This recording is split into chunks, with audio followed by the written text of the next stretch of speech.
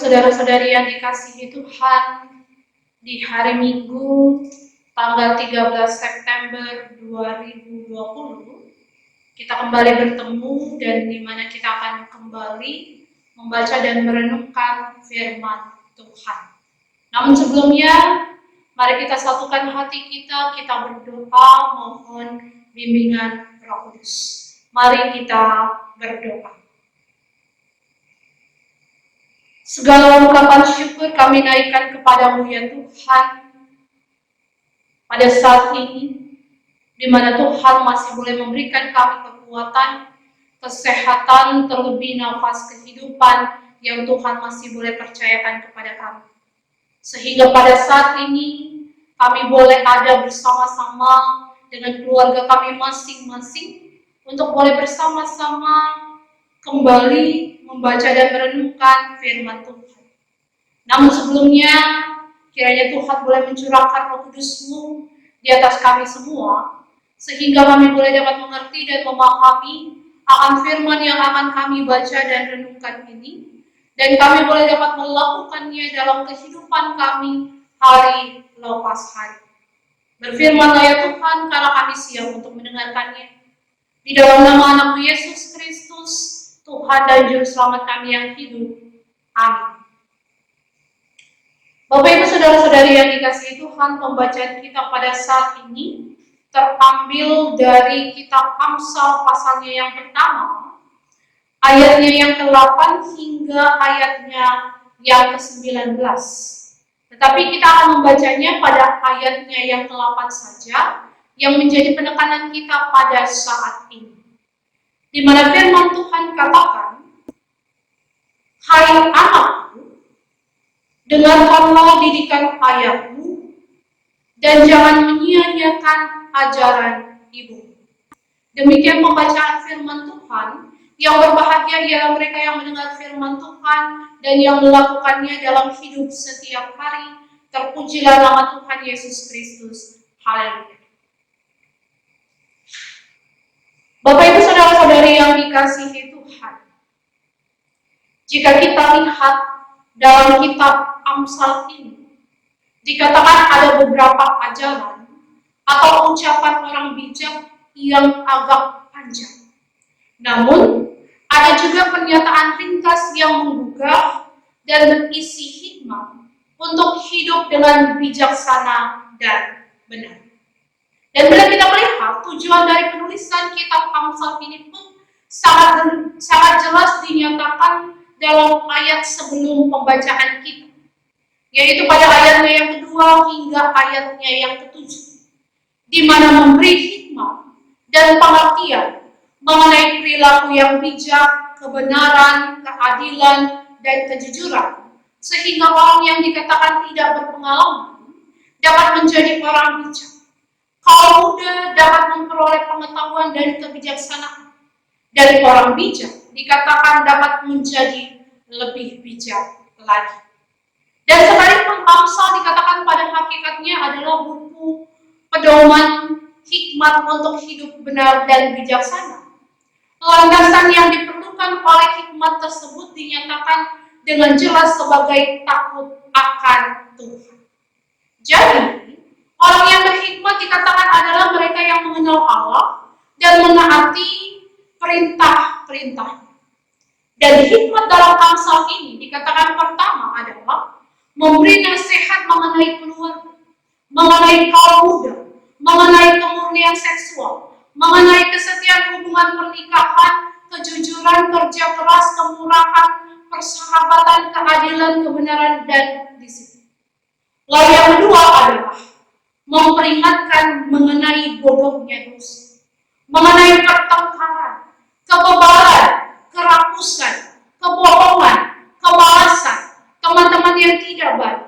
Dan yang ketiga adalah membandingkan kebijaksanaan dengan kebodohan, orang benar dengan orang fasik, kesombongan dengan kerendahan hati, kemalasan dengan kerajinan, kemiskinan dan kekayaan, kasih dan hawa nafsu.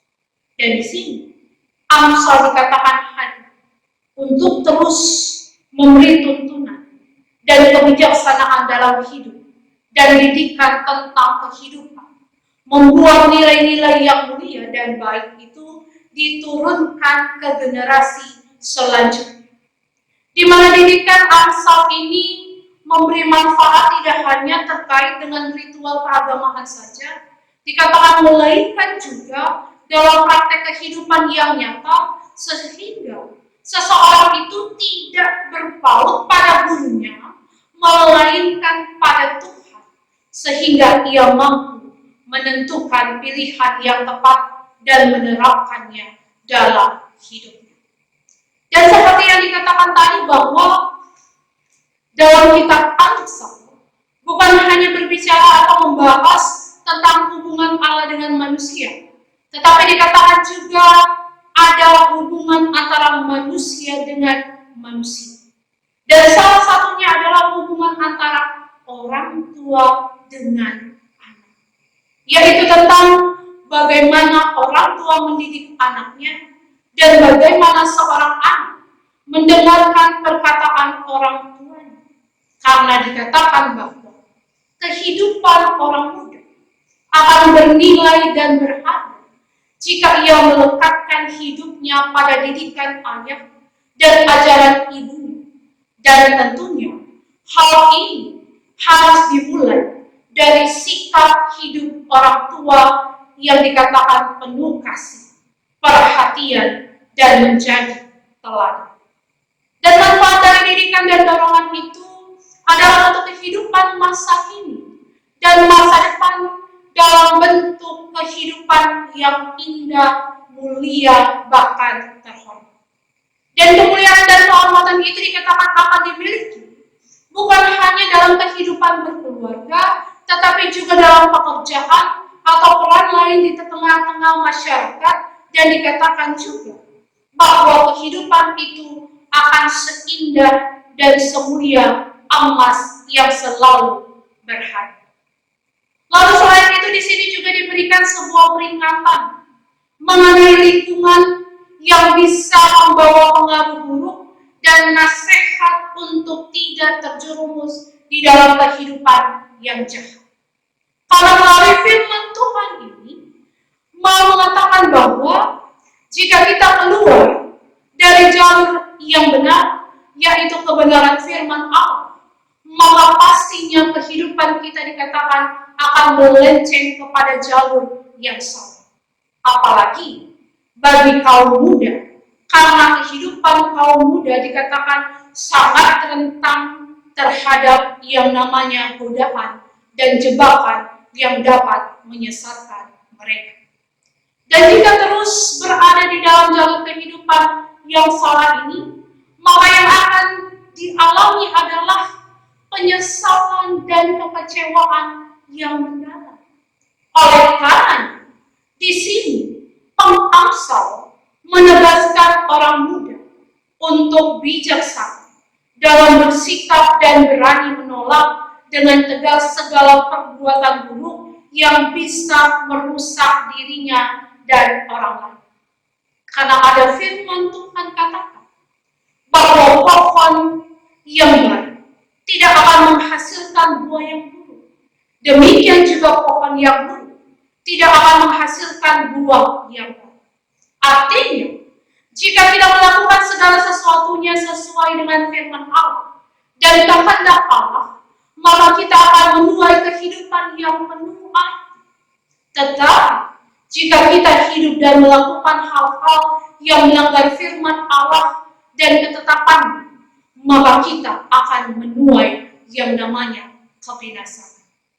Oleh karena itu, Bapak Ibu Saudara-saudari yang dikasihi Tuhan, melalui firman Tuhan yang kita baca saat ini, yang mau dikatakan kepada kita semua adalah bahwa di sini kita telah lihat ada kewajiban kita sebagai orang tua untuk mendidik anak-anak terkasih kita.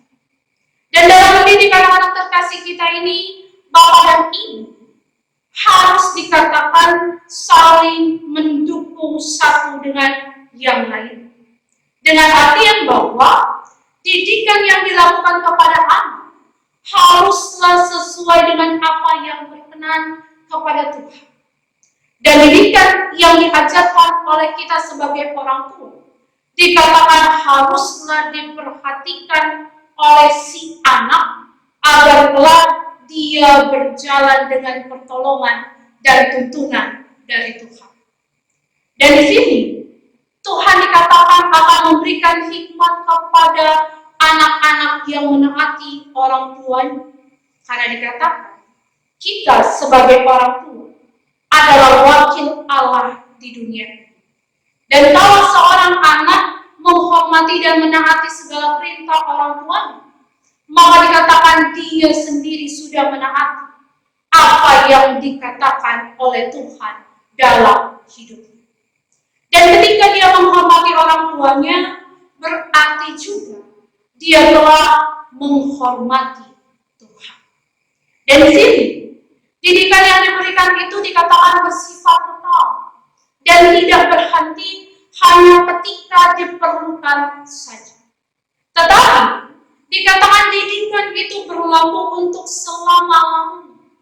Artinya di sini adalah didikan itu untuk menuntun kepada hidup yang lebih baik dan bijaksana. Dan hikmat yang diperlukan itu dikatakan akan diberikan oleh Tuhan kepada siapa saja yang memelihara perintah dan perkataan orang tuanya, terlebih mendengarkan apa yang Tuhan kehendaki dalam kehidupan setiap manusia. Bukan hanya kepada anak-anak saja, tetapi dikatakan ini berlaku untuk semua orang.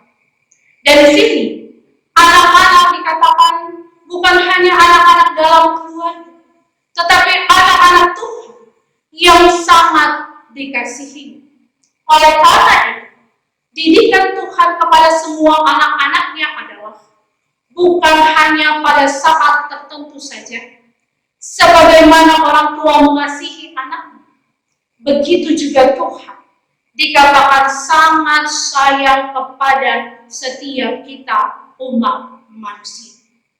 Dan di sini mau dikatakan juga tugas seorang anak atas didikan orang tuanya adalah menjaga agar didikan orang tuanya itu menjadi berguna dan bermanfaat dalam hidupnya.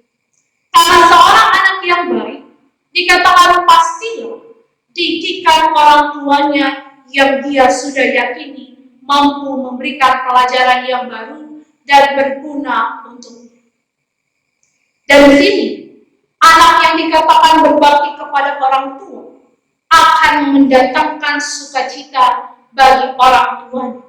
Apalagi kalau dia berhasil dalam melaksanakan apa yang diinginkan dan diharapkan oleh orang tuanya.